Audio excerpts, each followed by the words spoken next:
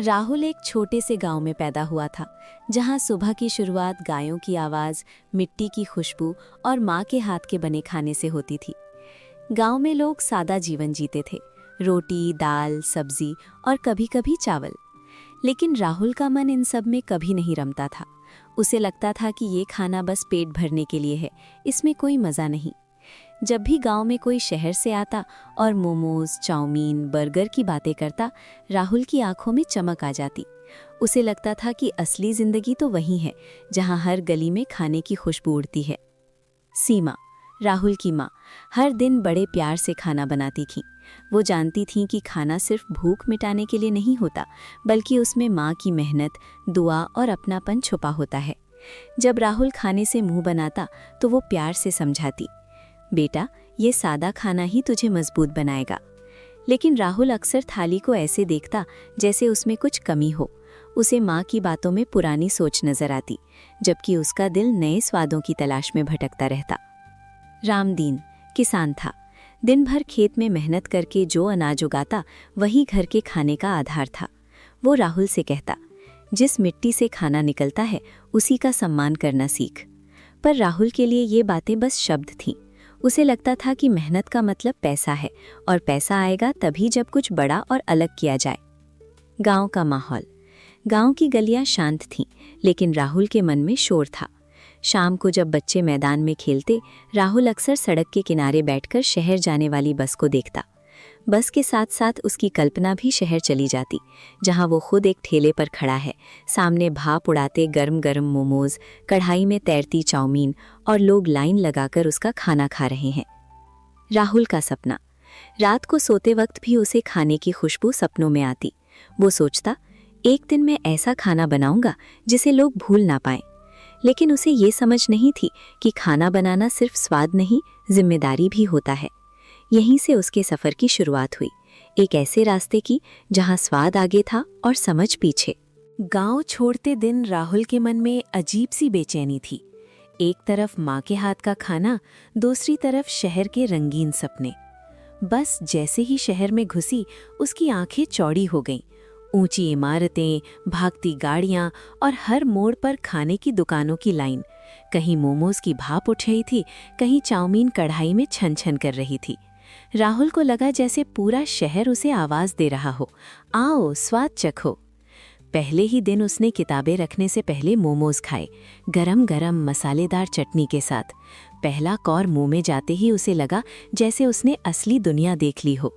उसके मन में बस एक ही बात घूम रही थी, गांव में ये सब क्यों नहीं होता। अमन, जो पहले से शहर में रह रहा था, राहुल को समझाने की कोशिश करता, भाई, रोज बाहर का खाना ठीक नहीं। लेकिन राहुल हंस देता, तू नहीं समझेगा, ये स्वाद जिंदगी बदल देता है।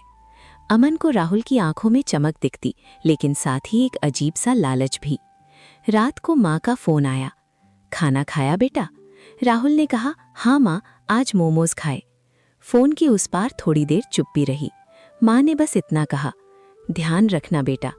राहुल ने उस चिंता को हल्के में ले लिया। दिन बीतते गए, सुबह चाउमीन, दोपहर बर्गर, रात पिज्जा। घर का खाना अब उसे बेस्वाद लगने लगा। उसका पेट तो भरता था, लेकिन मन कभी संतुष्ट नहीं होता। उसे हर दिन कुछ नया, कुछ ज्यादा चाहिए था।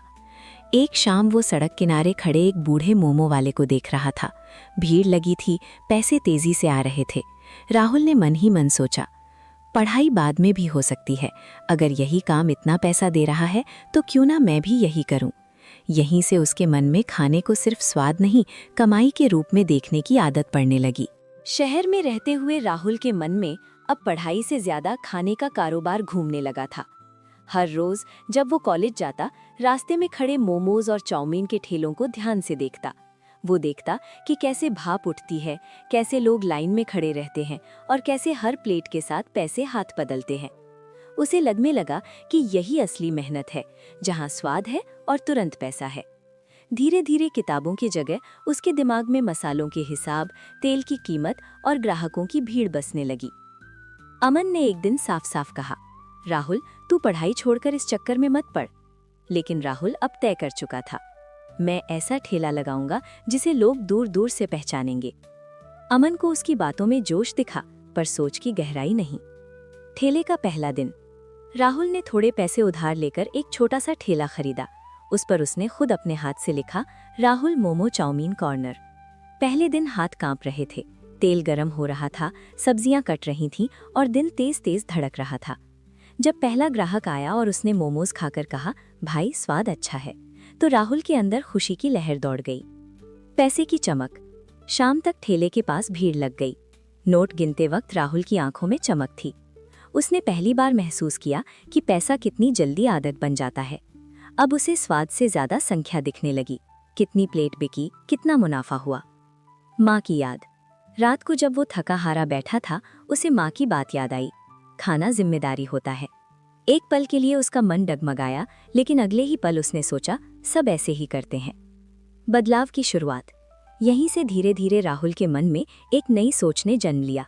अगर थोड़ा सस्ता सामान इस्तेमाल करूं तो मुनाफा और बढ़ेगा। उसने खुद को समझाया कि ये छोटी सी बात है, किसी को फर्क नहीं पड़ेगा। और यहीं से कहानी ने एक ऐसा मोड़ लिया जहां स्वाद से ज्यादा लालच पकने लगा। ठेले को लगे अब कुछ हफ्ते हो चुके थे।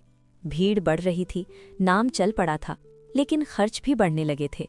सब्जियां महंगी थीं, अच्छा तेल जल्दी खत्म हो जाता था और मुनाफा उतना नहीं बचता जितना राहुल चाहता था।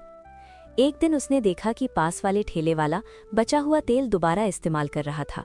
राहुल के मन में ख्याल आया, अगर वो कर सकता है तो मैं क्यों नहीं। यही सोच उसकी सबसे बड़ी भूल बन गई।